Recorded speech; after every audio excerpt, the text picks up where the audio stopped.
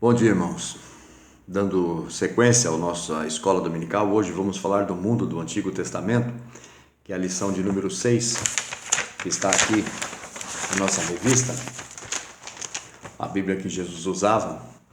Então, eu creio que essa lição, ela deveria ter sido, como falei, estava comentando aqui, como uma das primeiras lições a serem dadas, a serem escritas, utilizadas para a introdução de todo o assunto que temos no decurso da revista. É uma lição importante porque traz uma visão panorâmica, traz o fundo, o pano de fundo da escrita do Velho Testamento, do Antigo Testamento, das quais nós precisávamos ter falado antes de começarmos até a estudar esse Antigo Testamento. Então vamos ao texto. O autor ele traz inúmeras informações que são preciosas e importantes, e a gente vai tentar aqui resumir cada uma delas, dando a importância devida para que isso seja explicado e entendido. Bom, o Antigo Testamento foi escrito por volta de 1.200 anos. Demorou-se quase 2.200 anos para que chegasse a escrita desta porção da palavra de Deus. Começou com Moisés, nos primeiros 5 livros, datando de 1140 mais ou menos antes de Cristo, quando o povo saiu do Egito, e lá no deserto Moisés então recebe esta revelação e a ordem de escrever todas estas coisas. Então 1.200 anos antes começaram e fizeram parte desta composição de 37 livros, 37 autores diferentes que nunca tiveram contato nem físico nem temporal, em tempo e espaço não estiveram em contato, escreveram em lugares diferentes, com propósitos diferentes, circunstâncias diferentes, destinatários diferentes, tudo isto formado pelo próprio Deus em sua soberania, montando um cenário para que esta escrita acontecesse e se perpetuasse. Foi escrito para pessoas reais, aquilo que está escrito lá foram escritos com situações reais, necessidades e propósitos específicas para aqueles contextos em que foram escritas, e ninguém nega isto. O Velho Testamento não foi escrito para os crentes de hoje do Novo Testamento. Os escritos foram feitos, enviados com o propósito de atender necessidades locais daquela época, daquela situação, que atendiam aquelas necessidades. Esse é o grande milagre, essa é a palavra de Deus hoje, que se torna nova a cada manhã e atual, tão atual hoje como há 1.200 anos atrás. E como é que pode acontecer um milagre como este? Como é que vamos então resgatar o valor dos ensinos do Velho Testamento para a nossa vida cristã hoje, para o amadurecimento e o crescimento espiritual dos crentes que vivem hoje, nesta nova época? Primeiro é preciso entender que para que possamos resgatar tudo isso, compreender adequadamente a palavra de Deus, e principalmente do Antigo Testamento, é preciso a iluminação do Espírito Santo. Não basta apenas termos conhecimentos técnicos para resgate de verdades. Nós vamos ter que ser iluminados pelo Espírito Santo para termos a verdadeira compreensão de verdades espirituais. Aquilo que é espiritual só se revela àqueles que são espirituais. É preciso também lançar mão de algumas ferramentas de interpretação. Ter um conhecimento básico da língua original em que foi escrito, ou então pelo menos acesso a comentários exegéticos de pessoas que estudaram, que se afadigaram, que entregaram sua própria vida para poder entender as línguas originais. Conhecer também o contexto próximo daquela que cerca a narrativa em foco que estamos estudando, como também o contexto remoto colocado dentro de um pano de fundo. Então, para isso é preciso ter uma visão panorâmica do Antigo Testamento.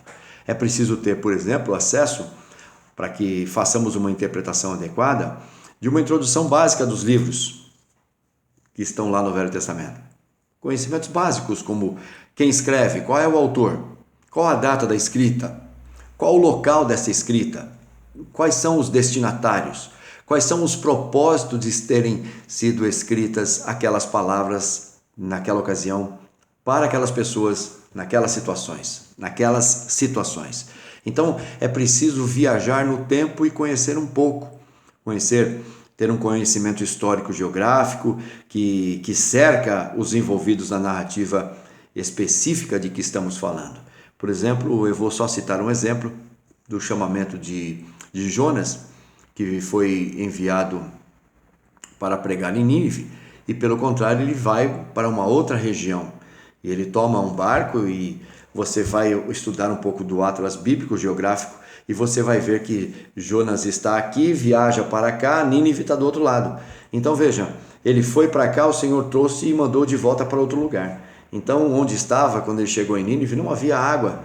Então não tinha nem ligação com ele ter desembarcado em alguma praia em Nínive. Nínive estava distante, é uma outra situação. Então você vai descobrir que Jonas ali recebeu o primeiro chamado, foi lá, foi engolido pelo peixe, foi vomitado, veio para cá, recebeu um segundo chamamento e aí saiu para ir para Nínive. Na verdade, direções opostas. Se assim nós fizermos, nós vamos poder entender, irmãos, as lições que são ensinadas no texto, lá no contexto, vendo também todo este aparato, né, essa visão panorâmica, e então vamos poder retirar lições que estavam lá e aplicá-las aos nossos dias.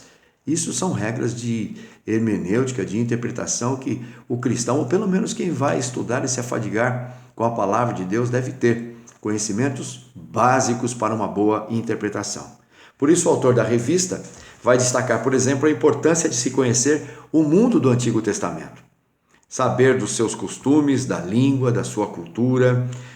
Por exemplo, naqueles dias havia o hábito de se sacrificar e com derramamento de sangue, que foi uma instituição do próprio Deus, porque sem derramamento de sangue não há remissão de pecados.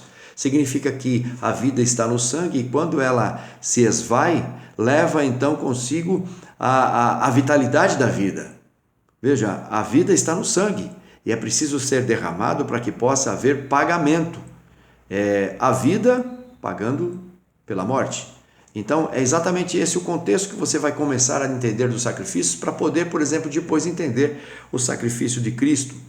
Pactos que eram marcados também com sangue. Veja, o pacto que Deus faz com Abraão, faz com que ele durma, e então o Senhor caminha entre as partes de animais separadas, onde os dois deveriam estar andando, e para que houvesse uma afirmação daquele pacto, as pessoas andavam sobre as partes separadas dos animais colocadas no chão, dando a entender que aquele que se negasse ou que quebrasse os contratos, as partes que quebrassem o contrato daquele pacto, teriam o mesmo destino do que aqueles animais deveriam ter, a morte.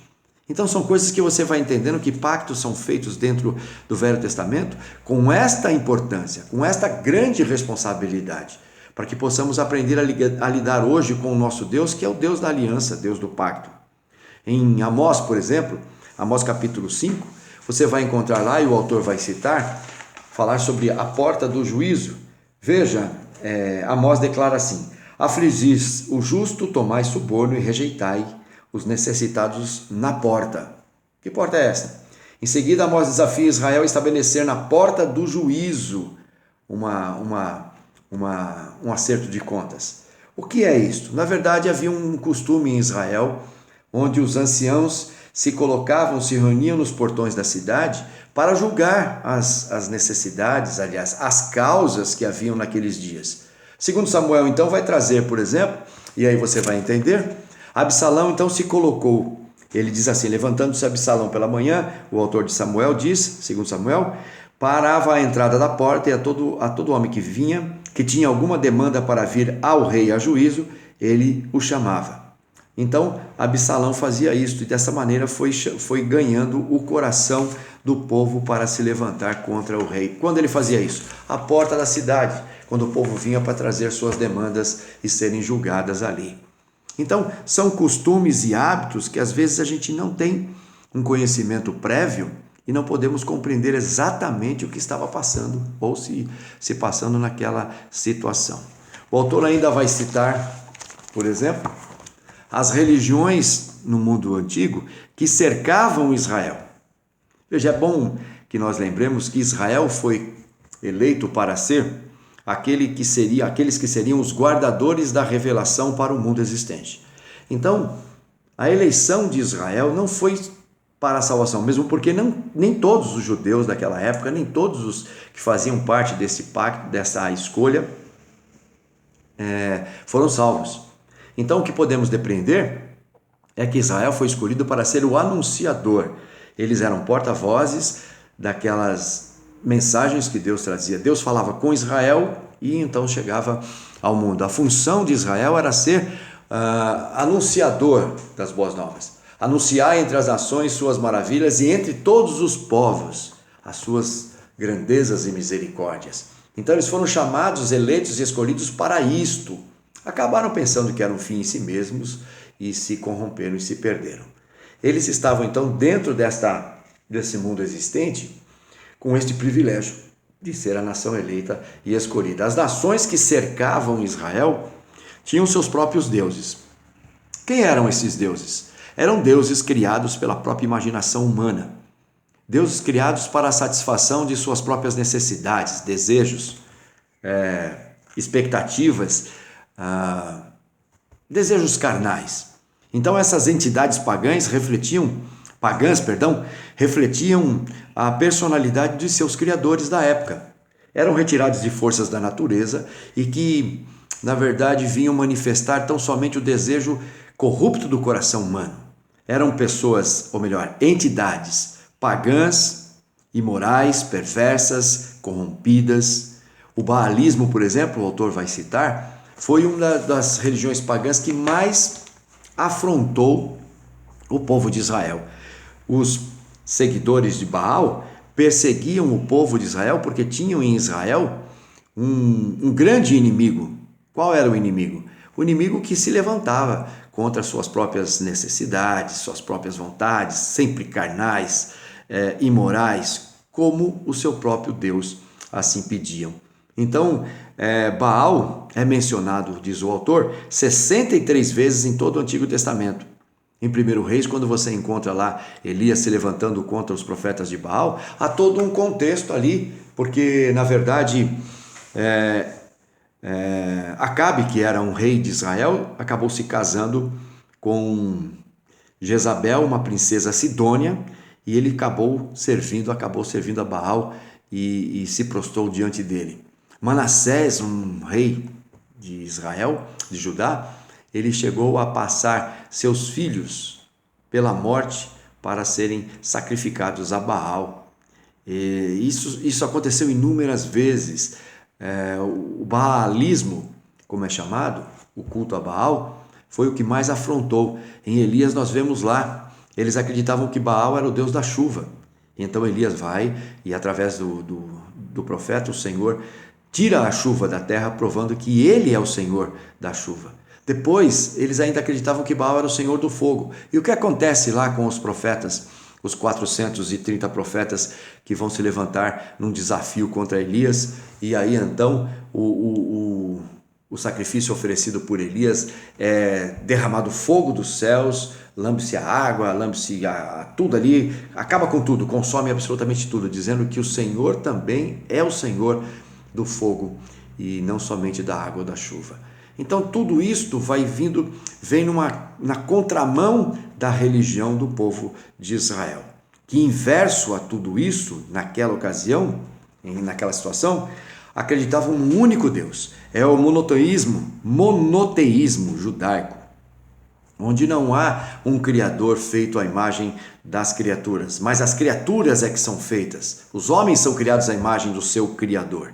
E ele espera a obediência e dependência de todos aqueles que são suas criaturas.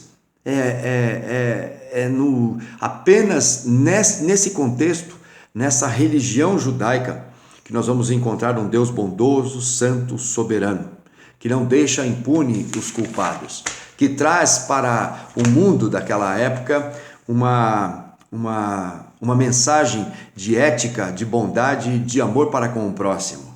Nós temos a religião israelita como um baluarte nos dias maus, em que o povo todo distanciado de seu Deus, criavam para si deuses tirados de sua própria imaginação. Veja, Deus vem agora criando o homem para ser a coroa de sua criação, para exercer domínio, como diz o autor, como representante do próprio Deus sobre toda a ordem criada. Então o Senhor tem o direito de exigir de cada um deles que eles se prostem a Ele e o adorem. O próprio Senhor diz que ouve, ó Israel, o Senhor, nosso Deus, é o único Senhor. Então é dessa maneira que nós vamos entender o contexto do Antigo Testamento. Um povo eleito que tem uma religião diferenciada, que tem um Deus santo, bondoso e soberano, que cuida dos seus, que se levanta em contrário a todas as outras religiões. É o povo eleito, o povo que deve anunciar. É basicamente aquilo que vemos hoje, diante de toda a corrupção que encontramos, diante de toda a depravação humana, temos a Igreja de Cristo, que apresenta Cristo como evangelho, no seu evangelho, como a única solução para todos os problemas. As coisas não mudaram, as coisas são basicamente estas. Precisamos então compreender, entender o Velho Testamento desse modo. Como realmente interpretar a palavra de Deus no Antigo Testamento, como aplicá-la nos dias de hoje, entendendo o seu contexto, sabendo no que eles estavam inseridos naquela época, para que possamos tirar lições que sejam preciosas para os nossos dias hoje. Esta é a importância de conhecer o mundo do Antigo Testamento. Vamos orar e agradecer a Deus. Pai de amor, te agradecemos pela iluminação do teu Espírito, pelas ferramentas que o Senhor disponibiliza para que possamos retirar lições preciosas, como joias, como pedras preciosas, escavadas e encontradas, para que possamos aplicá-las nos dias de hoje com o mesmo valor e significado que tinham naqueles dias. Nós te louvamos por isso, porque o Senhor tem levantado homens, não somente para escrever, mas também para perpetuar a tua revelação, e também homens dedicados e iluminados pelo teu Espírito para compreender, se afadigar, estudar e ajudar na compreensão daquelas que são lições preciosas que estão contidas, que estão lá no Velho Testamento, que fazem hoje a parte da nossa vida cristã. Te louvamos por tudo isso, pela tua revelação, pela tua iluminação e pela atualidade desta tua palavra, que até os dias de hoje continua a ser a única regra de fé e prática, o alimento que tanto carecemos para viver espiritualmente. Te louvamos por tudo isso, te agradecemos e o fazemos no nome de Cristo Jesus. Amém.